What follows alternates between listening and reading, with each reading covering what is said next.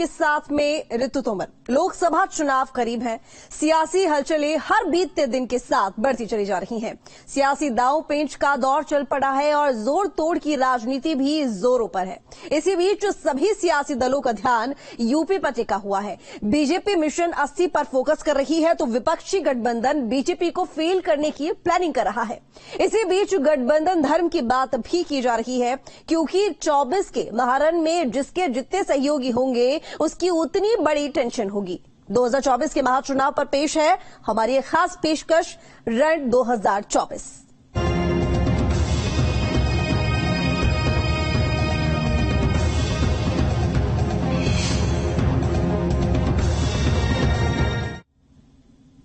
घोसी विधानसभा seat के लिए Samajwadi party ने अपने उम्मीदवार के नाम का ऐलान कर दिया है। एसपी अध्यक्ष अखिलेश यादव ने सुधाकर सिंह पर इस सीट के लिए भरोसा जताया है। वहीं बीजेपी इस सीट पर दारा सिंह चौहान को चुनावी मैदान में उतार सकती है। रिपोर्ट देखिए।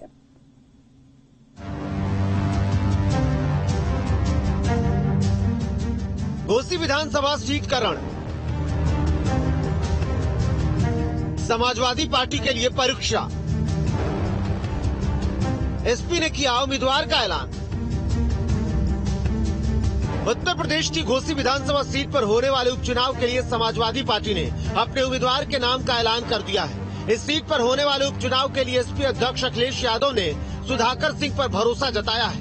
एसपी ने ट्वीट कर जानकारी देते हुए बताया कि एसपी ने घोसी उपचुनाव के लिए सुधाकर सिंह को अपना प्रत्याशी घोषित किया है।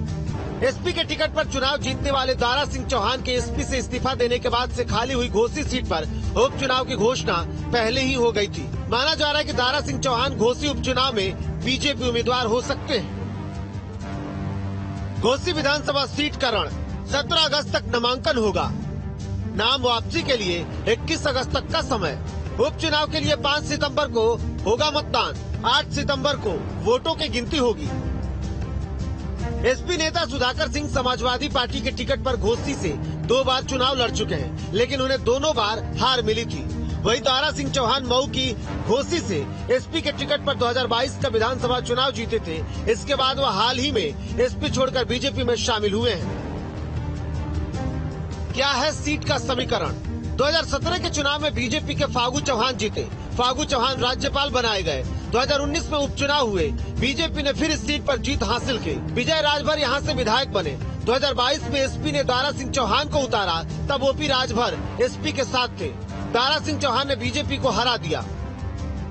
बहरहाल 2024 के महारण से पहले ये उपचुनाव भी एसपी और बीजेपी के लिए किसी टेस्ट से कम नहीं होगा, जिसको पास करना दोनों के लिए ही बेहद जरूरी है।